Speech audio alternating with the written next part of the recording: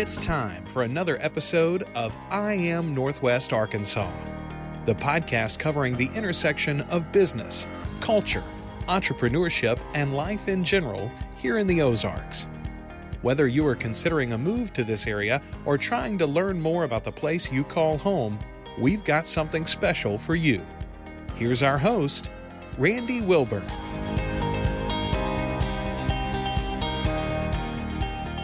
Hey folks, and welcome back to another episode of I Am Northwest Arkansas. I'm your host, Randy Wilburn, and I'm excited for a lot of reasons today that I'm sitting here having this particular podcast episode.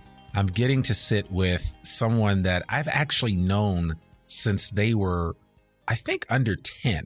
Yeah, I think so. I remember her walking around at her dad's house. We had a Christmas holiday party. And for those of you that have listened to this podcast for any length of time, you all know that the reason why I'm in Northwest Arkansas is a man named Mark Zweig, who is a very dear friend of mine. And I really feel old when I say we've literally been friends for 26 years. That's crazy. And so I'm sitting here with his lovely daughter, Christy Zweig Niehues. And Christy is the proprietor of Always August Farm and a new company called Stable Business.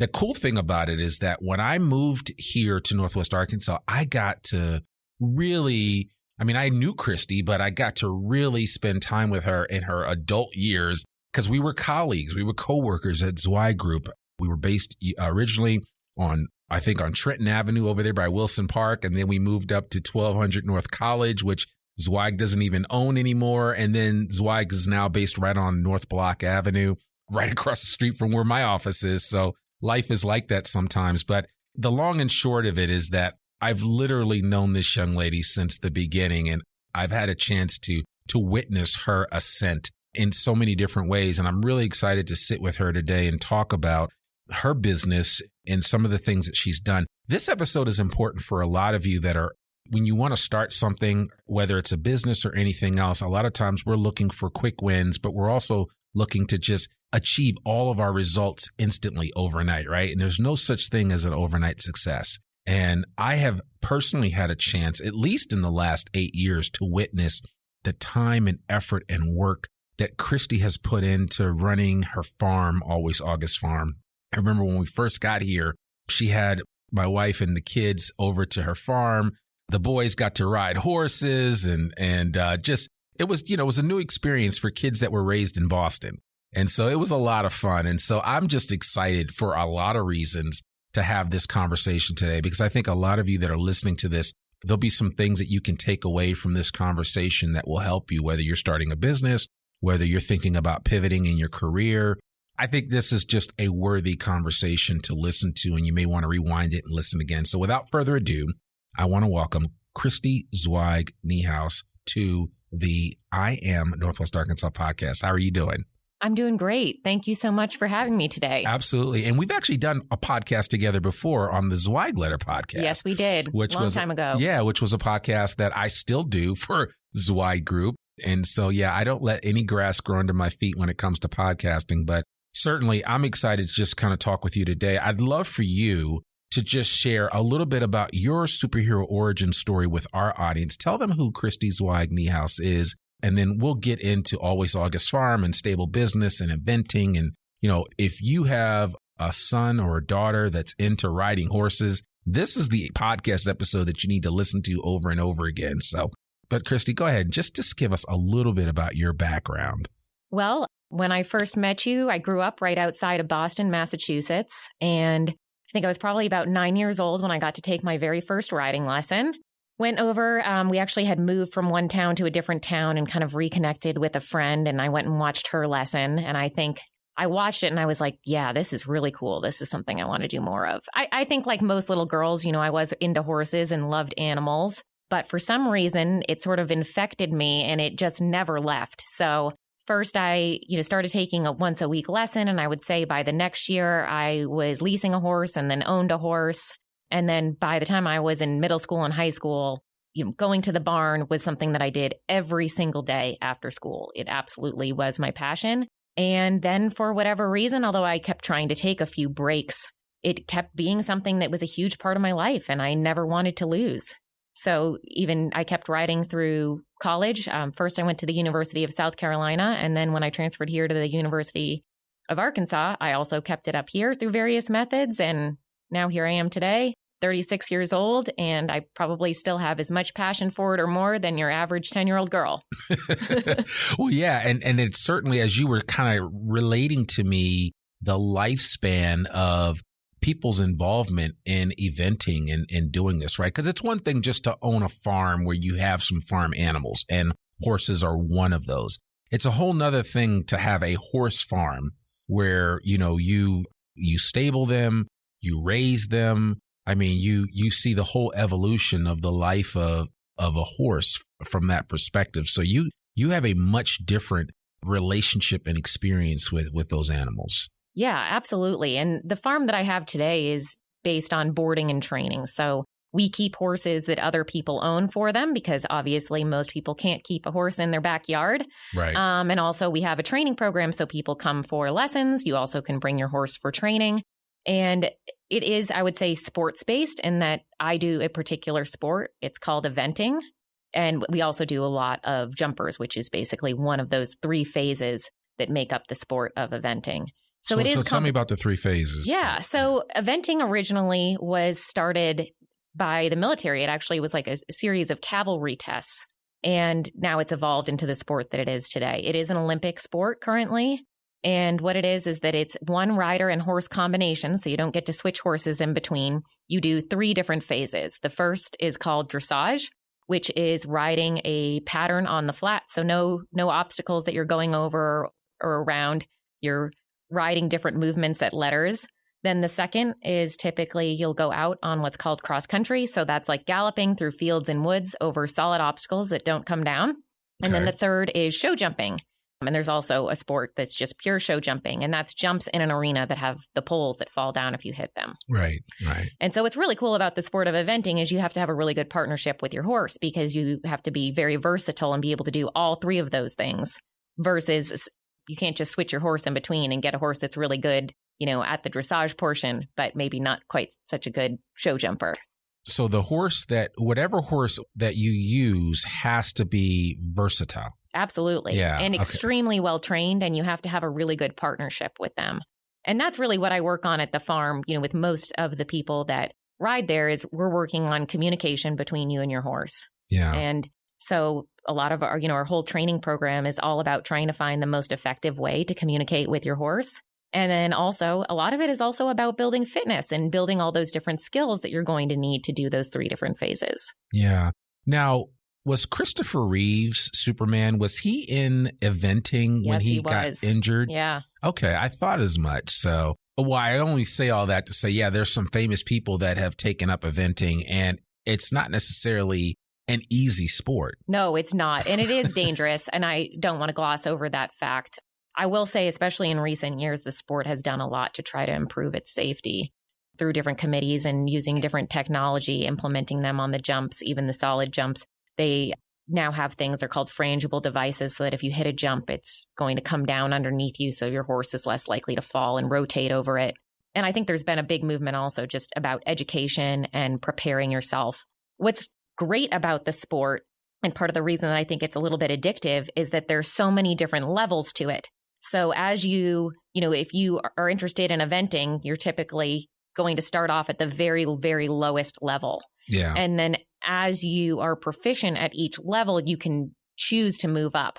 Now, as you get towards the upper levels of the sport, you actually have to have qualifications. You have to complete a certain number of events without having penalties, meeting certain score requirements. So they're trying to make sure that you are going to be as safe as possible as you move up to that next level, because it does increase in difficulty and probably danger level as you go up those levels. Yeah, no, there's a lot involved with this. And I certainly would encourage anyone that wants to learn more about eventing to connect with Christy, because the one thing that I remember when I first moved out here and got kind of reacquainted with you and saw how busy you were, I was like, man, you were actually, not only were you working in corporate America, but you were running a business, right? Always August Farm is a business. You board horses there. You manage the process. You do a lot of work there. And I I was always amazed that you were able to manage the two, right? Because it's hard in corporate America, and you've had a lot of success, but you've also had a lot of success with the business and with eventing.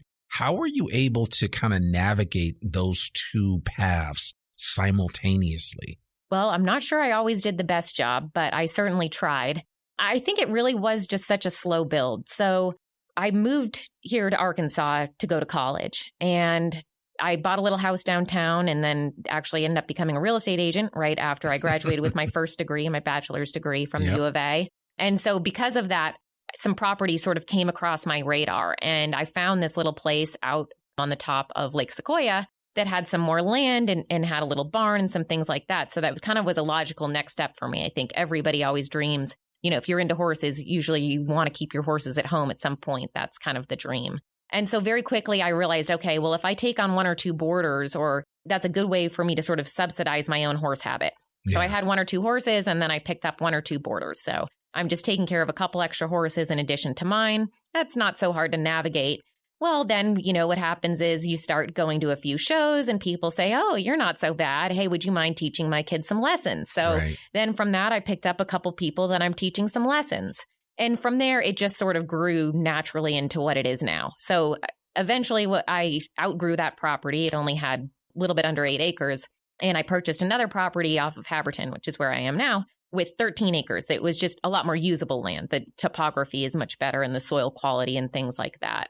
And by that point, I realized I really did have to start thinking about it from a business mindset. In order to do what I wanted to do, to have the kind of facility that I wanted to be able to ride at, I was going to have to subsidize that with some activities, with boarding and training. Sure. And it really was, in a lot of ways, just word of mouth, where people are enjoying being able to come out to the farm and ride their horse, and they're having a good experience, and they hear and see how the horses are cared for, and they like that. And then the phone just kept ringing and ringing. And so I just sort of kept slowly growing it. And so now we have almost 24 acres. And 20, really? Yeah. 20 you expanded? something. I didn't realize you expanded. Absolutely. That. Yeah. Okay. So initially we bought 13 acres, and then we bought an additional 10.33 to end up. That's just connected. Yeah, it's just connected. Okay. So that's, when we did that, that's when I realized, okay, I've got to really make some significant improvements in order to be able to finance all that out. So we built a giant covered arena, which is what everybody knows us for now. Sure. Which also allowed me to be able to continue to teach and people be able to ride, in the evenings. It has great lights. And also in inclement weather, we have a little bit of a better place to ride. Now I'm feeling bad because clearly I used to come out to your place quite a bit, but that was pre-pandemic. Yes. So clearly a lot of things have happened at Always August Farm that I need to come out and check out for myself. And I will say the pandemic was quite a tipping point. So I guess two things sort of happened. Right before the pandemic, I was injured in a horse-related accident. Which happens. Yeah, it does happen. And so I kind of put out there, I think I put something on Facebook where I said, hey, I'm going to be not riding quite as much, so I'll take a few people on to coach. So I'll do a little bit more teaching. And that had a much larger response than I think I initially anticipated. And then, we signed on to buy that additional property and do those improvements. And then basically when COVID happened, now suddenly everybody was working from home and kids were out of school and had more free time. I also was then able to work from home, which allowed me to have greater flexibility in the hours that I was working. Right. So my business almost just doubled overnight. People that were taking one lesson said, well, let's take 2. And then they want to bring a friend. And so then I have even more. And I think it was just a great, safe outdoor activity for everybody to be involved in. And everybody suddenly had more flexibility in their schedule. Man. So during that time, I was working quite a few hours. 7 days a week, just 13 plus hours a day. I'd get up early and feed the horses, maybe teach a lesson or ride a horse, go back in, do some Zoom meetings. Try to work all day, go back out at lunch, check on the horses, do something with them for half an hour or an hour, then go back in, do more Zoom meetings, do different things for work, come back out at 4 or 5, feed the horses again, teach lessons until 7, 8 at night, go back in, finish up more office work. It really was a pretty crazy and almost unsustainable schedule. Right. And remote work gave you that opportunity. It really did. As well. Yeah. So, it's almost like, I tell people all the time, for some people, the pandemic was a blessing in disguise, right? For their lives specifically. course, we know the pandemic wasn't a blessing for anybody in terms of the havoc that it wreaked on families and so many lost lives. But for a lot of people, myself included, I was able to double down during the pandemic and really expand what I was doing, even with I Am Northwest Arkansas. But you did the same with Always August Farm. And so I think sometimes we have to find, when life gives you lemons and you have to make lemonade. And you made a lot of lemonade over that 3.5 year span. And now look at the results of it. So you decided at some point, you said, I can't do this any longer. I've got to decide what I'm going to do. And that decision actually came recently, which I was surprised at, because when I first heard the announcement, I was like, oh man, we need to talk about this, because I just assumed you were going to do this a long time ago. And you finally said, you know what? I'm going to take the plunge. And I think it's important for people to hear that, because, you didn't quote unquote give up your day job to do this. You had your day job and you had this. You basically had 2 jobs. Yeah. Maybe even 3 if you include eventing in there, actual eventing, because you were performing as well as teaching as well as managing. Oh yeah. So there's all these aspects of it. But when I saw the announcement that you had, said, you know what, I'm firmly moving over into this camp of I am going to be an entrepreneur. I've already started something. It's been around for a while. I'm just asking people that want to be a part of what I'm doing to raise their hands so that I can select you to be a part of what I'm doing here at Always August Farm. And oh, by the way, I'm also going to set up another side hustle or business called Stable Business, which is about the business. You want to describe what it is? Sure. Well, backing up a little bit, my day job for Zweig Group, and then afterwards I worked at Verdant Studio, typically has been in marketing and research as well. And so I would say I've always had sort of an academic interest in addition to loving riding horses and caring for horses. I've always had sort of another side as well, which is I love working for clients. I love finding solutions to problems. Right. I love trying to help people make their processes be efficient and communicate what they're doing. And so I actually started the idea of that also back during the pandemic. I thought, I'm sitting here looking at a lot of my peers sort of on the equine side. That's people that own equine related businesses, ones that sell tack and equipment, other people that have boarding and training stables, things like that. And a lot of these people haven't had any business education, which is exactly the same as sort of what we saw working at Zweig Group with a lot of architects and engineers are really good at designing buildings, but they're not so good at the business side of things. It's the same thing with horse people. Sure. They're passionate about horses. They love horses. They love horse products, or they love teaching, or they love caring for horses, but they're not good at the business side of things, marketing themselves, figuring out how to set up a strategic plan, having goals, budgeting, communicating with their clients, all of that stuff. So I thought, why don't I just combine both things that I really like doing into one? I love talking about horses and I love working with horse people, but I'll just take some of the same business skills I had from my last job and see if I can apply that. And so it's still a very low key side hustle, I'd say. It's just there. And I'd love to be able to help people with those kind of things. Right. And like you said, I mean, it's not like you you did kind of stumble upon the fact that is such a pain point for people in this industry, right? Just like in any other industry. Yeah. The individuals that are really good at what they do typically aren't good at everything. They're good at their main thing. Like, I'm great at podcasting, but don't ask me to check your numbers, because I don't do public math and that's just not my thing.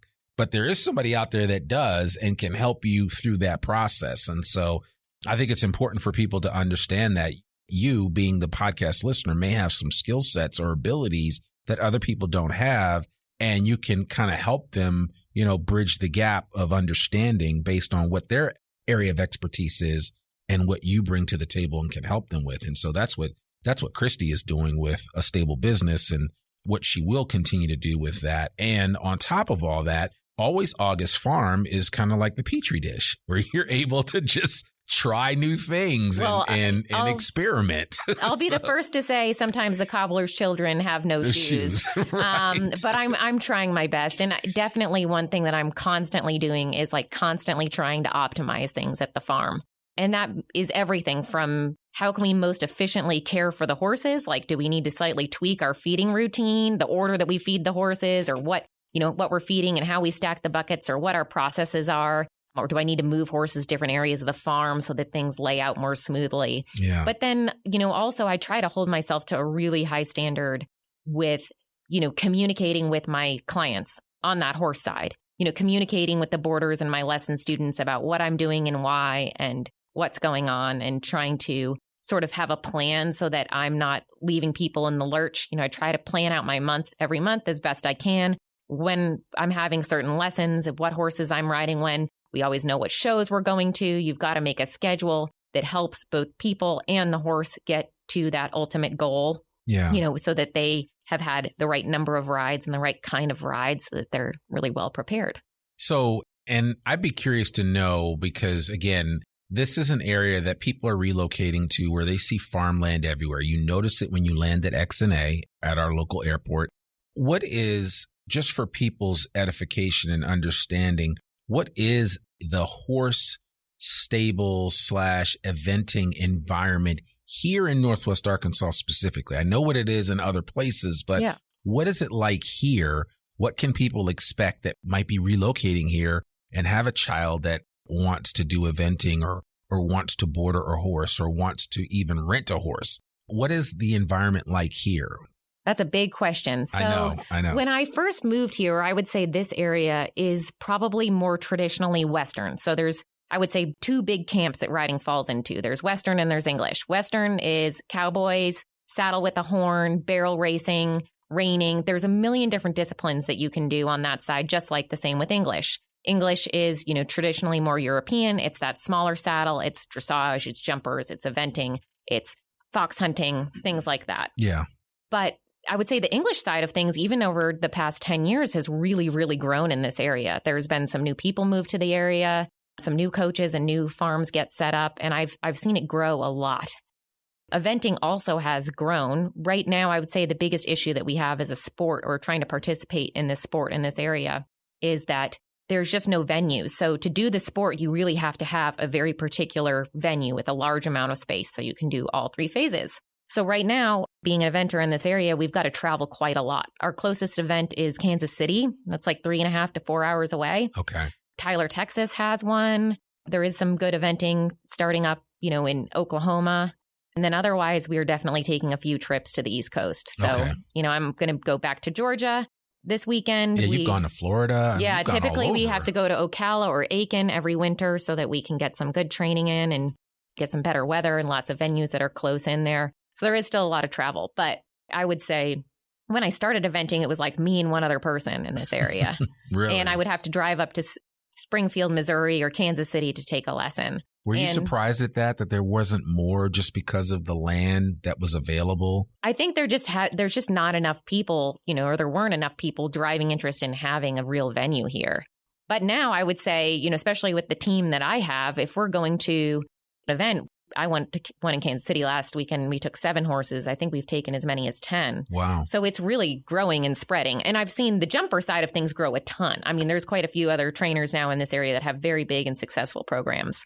And they're also, again, if you want to do jumpers at the USEF, this United States event or United States Equestrian Foundation level. So, at that high nationally rated level, then you're still going to have to travel. There's nothing right here locally in Northwest Arkansas.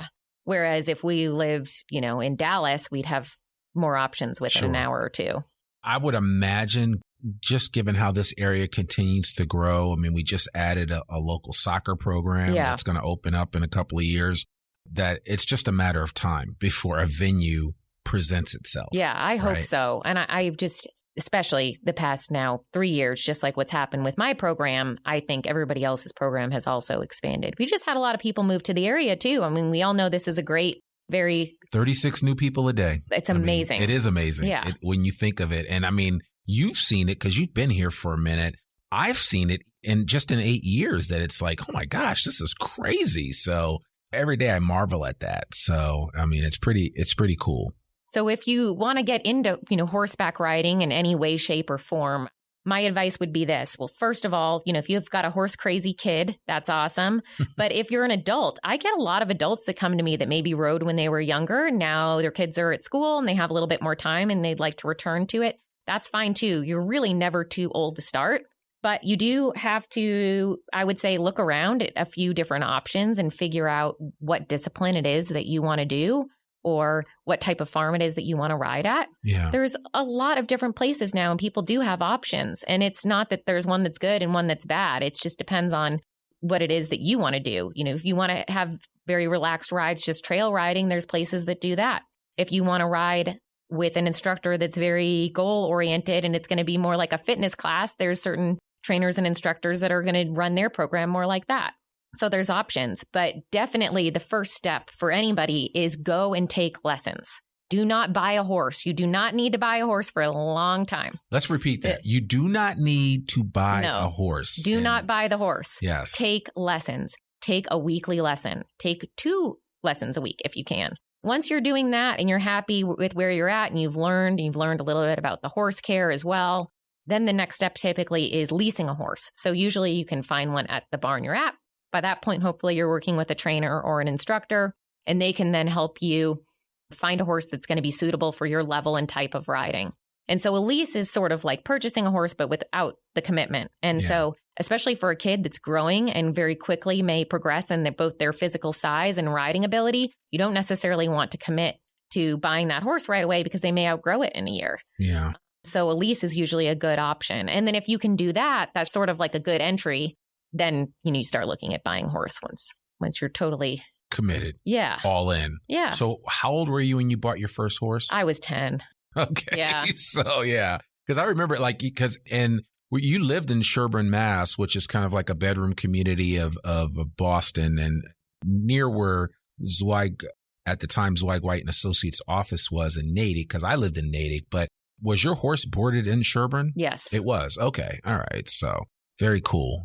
Yeah, that's, and that's the thing. I mean, what the benefit that you have here in Northwest Arkansas or in Arkansas, period, is that you've got land, you've got space. There are all kinds of options that you didn't quite have the same in the Northeast or in New England. So. Yeah, I would say it's different here because boarding is going to be more affordable than it is in the Northeast. But likewise, like I just said, there's less rated competition venues.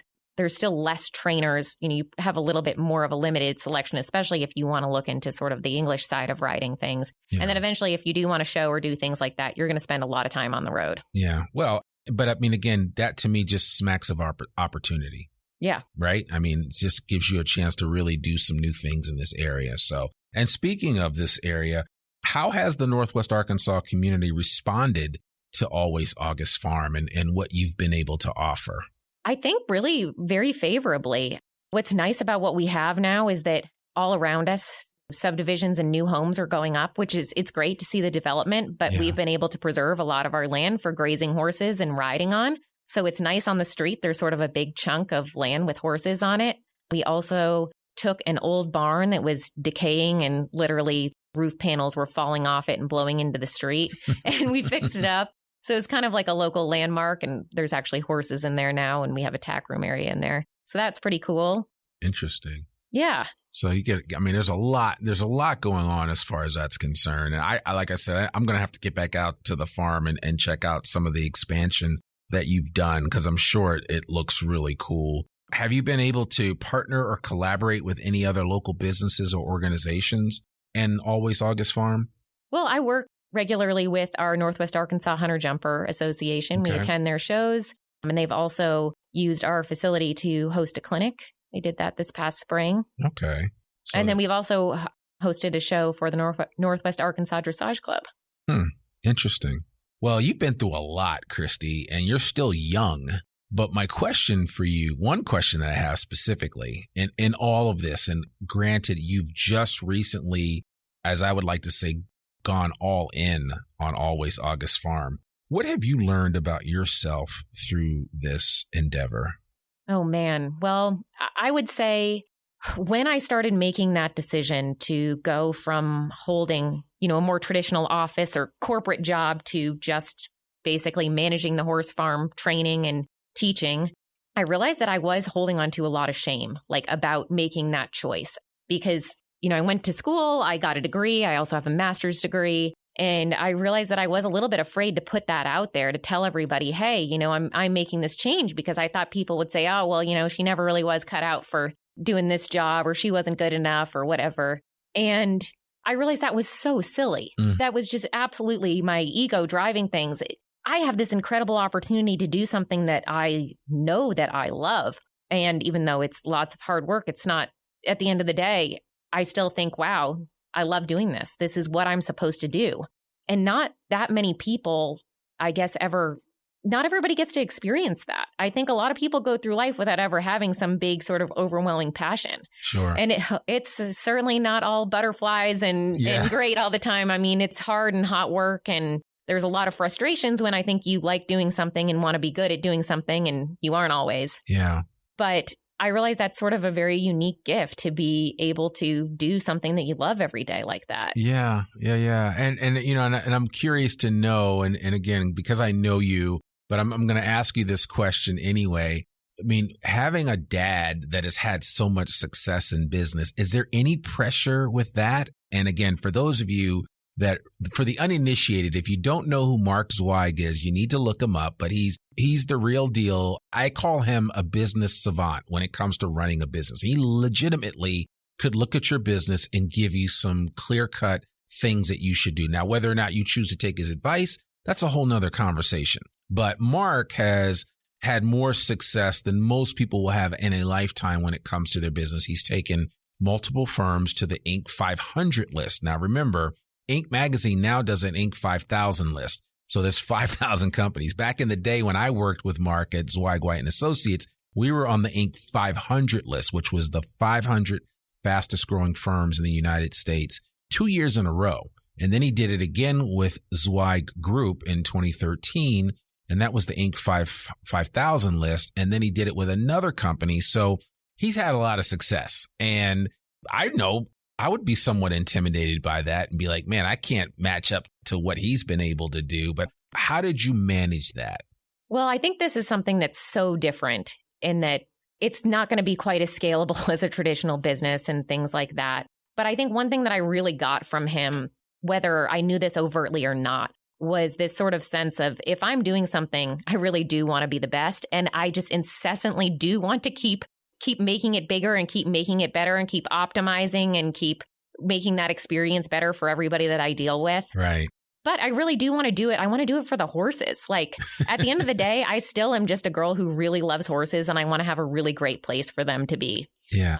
And I want to be a really good competitor too. So that's a drive that I guess I got from him, where I go out there and I compete and I want to do well. Yeah. And it's constant learning about thinking about all the different ways that I can try to improve myself and improve this facility that I have so that I'm able to do that. Yeah, I love that. And it's kind of cool when you can create something around your passion, right? Around the thing that really kind of gets you up in the morning and gets you going. So it just makes it that much easier. And I tell people all the time, because people are like, oh my God, I can't believe you record podcasts so much. And I'm like, listen, podcasting to me is like breathing. Like, I literally, I don't do it every day because I need to have some separation between that and everything else that I do. And I have to have some semblance of organization in terms of how I do my podcasting. But everybody that knows me, that knows Monday and Tuesday, those are my days. I could be podcasting all day or maybe just once a day. Like, today is just one time today, but it's fine.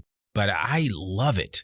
And there's no other place I would rather be than behind this mic, talking to other people, learning about them, and sharing a platform where they can tell stories that help to edify their journey in life. I think it's important. So, but anyway, all right. So what are some of the future plans for Always August Farm? I mean, I know, again, you're just in this new phase of things where you've moved out of corporate America. You're on to some new things that are what I would say Christy centric. But what are some of your plans for the future for Always August Farm? Well, we are about to break ground on another new barn. Okay. So we just sort of ran out of nice indoor space for the horses, and I wanted to have something better going into the winter. We've added some horses to the farm, so that's going to be great. And it also is going to have a bathroom for everybody and a heated viewing area, so people's parents and relatives, whoever comes to watch lessons, we'll have a little better space to hang out. Yep. And then I think I just really am going to continue to try to improve the facility specifically for eventing. So we're always adding to the cross-country course. This past year, we added a little bank complex and a water jump, which we really didn't have anything like that to practice around here. And I want to keep adding to those questions so that more people will want to come in and use that facility so that they can practice with their horses. Yeah, I love that. And then what about stable business? Anything in particular, or are you just kind of taking that one day at a time? I think it's still pretty new and it's really just one day at a time. I would love to get a few clients over there and see what I can do, start sort of building my resume in that way.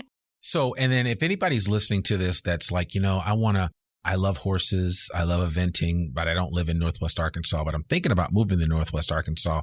Can they contact you to just get some more insight and understanding about what they can expect when moving here? Absolutely. Yeah. And, I definitely operate under I would say, belief that there's more than enough to go around over here. So a lot of times if somebody contacts me, I'm like, listen, I'm really busy right now, or I don't have enough space to take on another horse. If they want to bring a horse over, I'll give them the names of everybody else that I know and try to help them out as best I can. Yeah, that's awesome. That's awesome. So, and it strikes me that space is very sharing, right? Where it's like people aren't keeping everything close to the vest. It's like there's a lot of communication among a lot of different organizations that are there.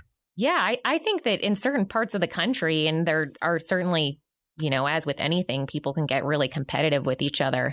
But, here and now and with the friends that I have, the reason that I have what I've been able to build so far is because I've been able to learn from everybody else around me. I've been able to learn from the different farms and how they work and what works for them, and have some great mentors and other trainers that I talk to. And I try to learn from other trainers every time I get to go to a competition and see what they're doing and how they manage their clients, and being able to have those conversations. And that's huge. I love that. And then finally, just as we wrap this up, any final words of advice for our listeners, and especially somebody that might be contemplating a similar life change like you just went through?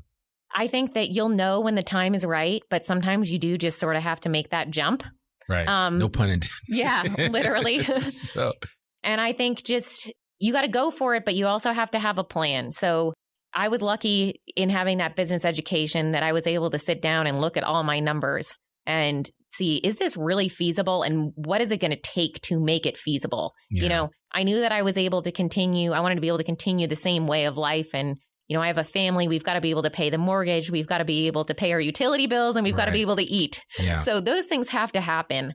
So if you aren't able to do that yourself, sit down with somebody else, find a resource where you can.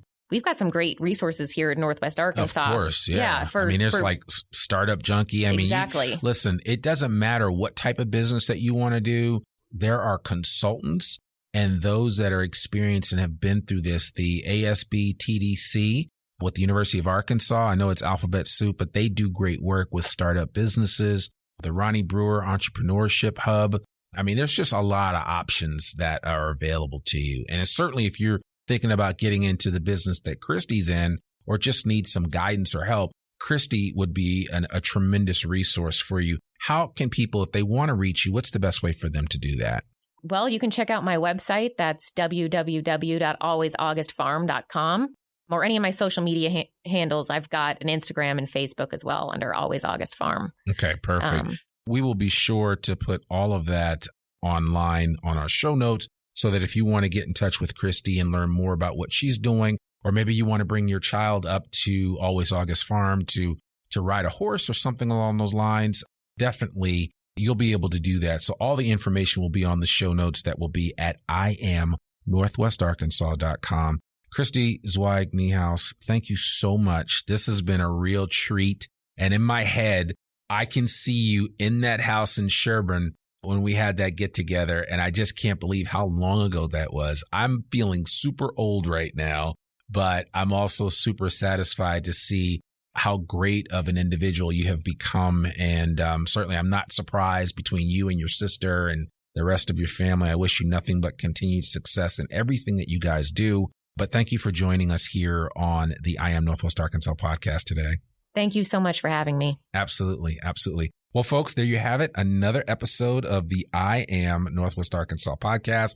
To learn more about us or to read or download the show notes from today's episode, visit iamnorthwestarkansas.com. You can listen to this podcast and sign up for our free newsletter to keep up with us and all things NWA. Sign up today. You can also subscribe to the I Am Northwest Arkansas podcast wherever you listen to it. And please, please, please consider rating and reviewing us on Apple Podcasts. Remember, our podcast comes out every Monday, rain or shine. I'm your host, Randy Wilburn, and we'll see you back here next week for another new episode of the I Am Northwest Arkansas podcast. Peace. We hope you enjoyed this episode of I Am Northwest Arkansas. Check us out each and every week, available anywhere that great podcasts can be found.